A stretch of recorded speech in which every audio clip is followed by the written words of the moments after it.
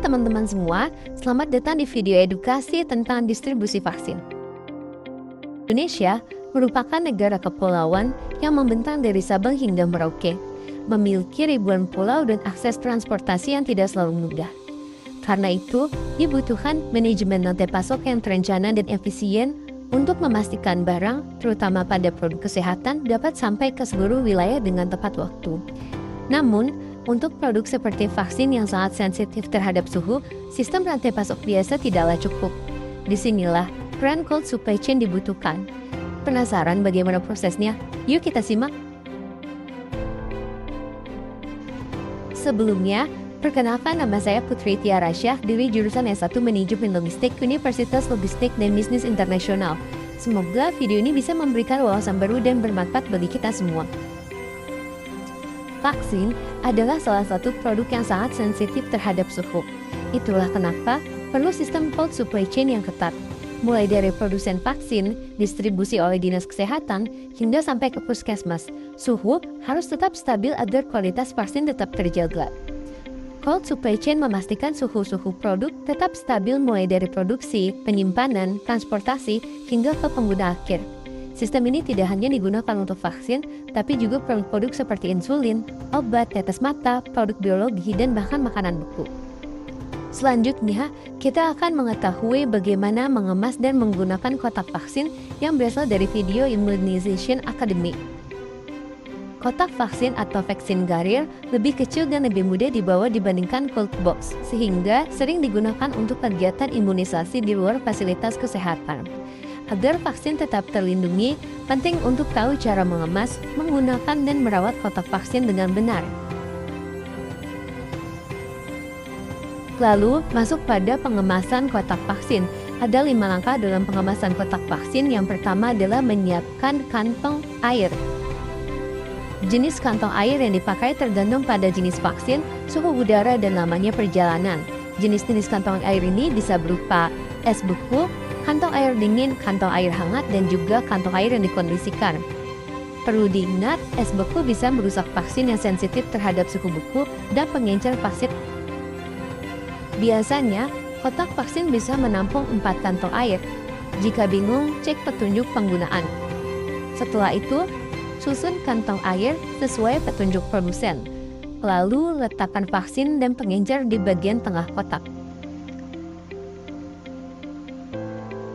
Selanjutnya, jika menggunakan kantong air dengan suhu dingin atau condition ice pack, tambahkan juga alat pendeteksi pembukuan atau freeze indicator bersama vaksin seperti yang ada pada gambar tersebut.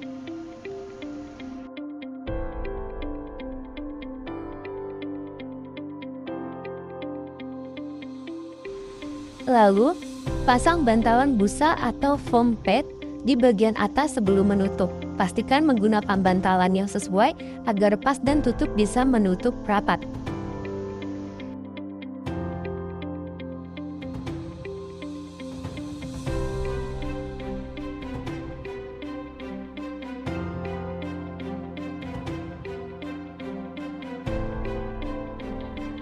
Selanjutnya, penggunaan kotak vaksin saat imunisasi.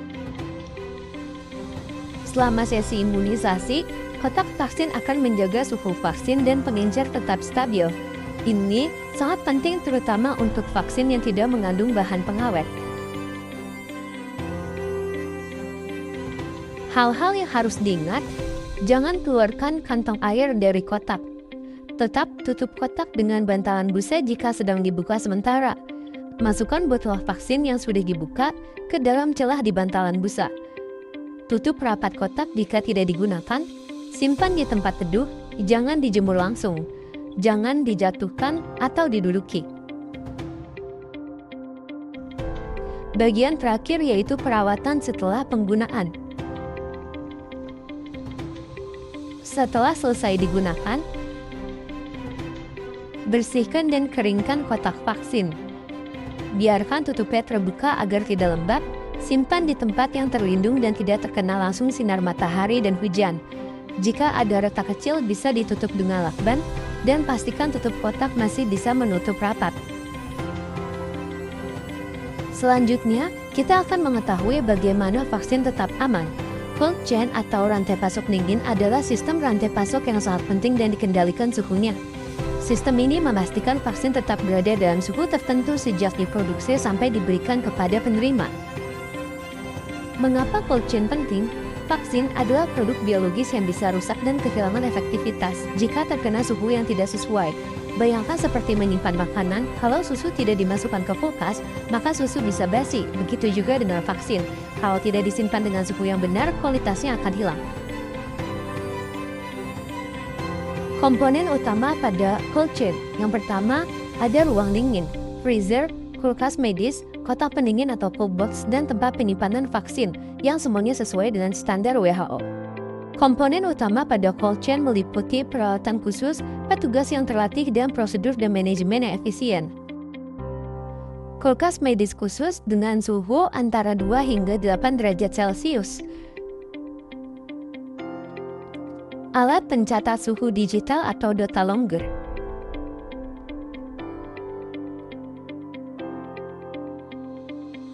Wadah berinsulasi khusus yang dirancang untuk menjaga suhu tetap sesuai.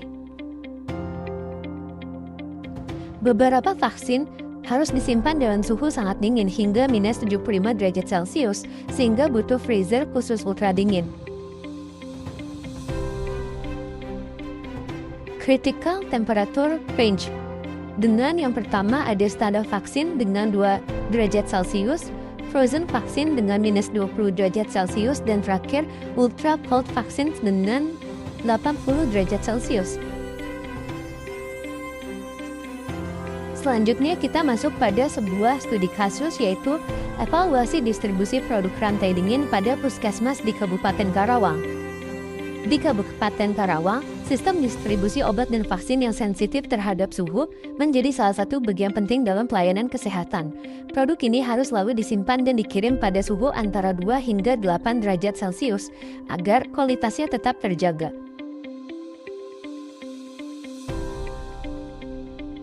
Selanjutnya, pada gambar 1 dan gambar 2 menunjukkan produk rantai dingin pada puskesmas. Produk seperti vaksin, antidot bisa ular, dan beberapa obat suntik harus disimpan dalam kondisi dingin. Penyimpanan ini menggunakan alat seperti lemari es khusus, kotak dingin, dan pembungkus es agar suhunya tetap stabil selama disimpan dan diangkut. Selanjutnya, gambar keempat menunjukkan observasi alat penunjang. Kabar baiknya, semua puskesmas sudah dilengkapi dengan peralatan pendukung yang sesuai standar, mulai dari freezer, cold pack, termometer, hingga alat pencatat suhu harian. Ini semua digunakan untuk memastikan suhu tetap sesuai dan tidak naik turun secara ekstrim. Gambar kelima menunjukkan jarak penyimpanan. Dalam penyimpanan produk rantai dingin, penting untuk memberikan jarak sekitar 1 hingga 2 cm antar produk agar sirkulasi udara tetap lancar. Gambar ini menunjukkan bagaimana produk seharusnya disusun agar suhunya merata dan tidak menumpuk di satu sisi. Yang keenam, jarak refrigerator dengan dinding. Sama halnya dengan penempatan lemari pendingin, jarak antara kulkas dan dinding juga harus diperhatikan. Idealnya ada celah sekitar 10 hingga 15 cm agar sirkulasi udara di belakang alat tetap terjaga dan mencegah overheat. Dan yang terakhir, gambar ketujuh, yaitu dokumen penunjang. Setiap proses distribusi harus didukung oleh dokumentasi lengkap. Puskesmas sudah dilengkapi dengan SOP, grafik pemantauan suhu, serta formulir permintaan dan penerimaan produk. Ini berguna untuk mencatat dan mengontrol setiap tahapan distribusi agar tidak terjadi kesalahan atau kehilangan data penting. Dengan dukungan personel terlatih, peralatan lengkap, dan prosedur yang baik, distribusi produk rantai dingin di Karawang bisa terus ditingkatkan. Semua ini demi menjaga kualitas vaksin dan obat, serta memastikan pelayanan kesehatan sampai ke masyarakat dengan tetap aman dan juga bermutu. Sekian video edukasi dari saya mengenai cold supply chain pada distribusi vaksin. Kurang lebihnya mohon maaf. Wassalamualaikum warahmatullahi wabarakatuh.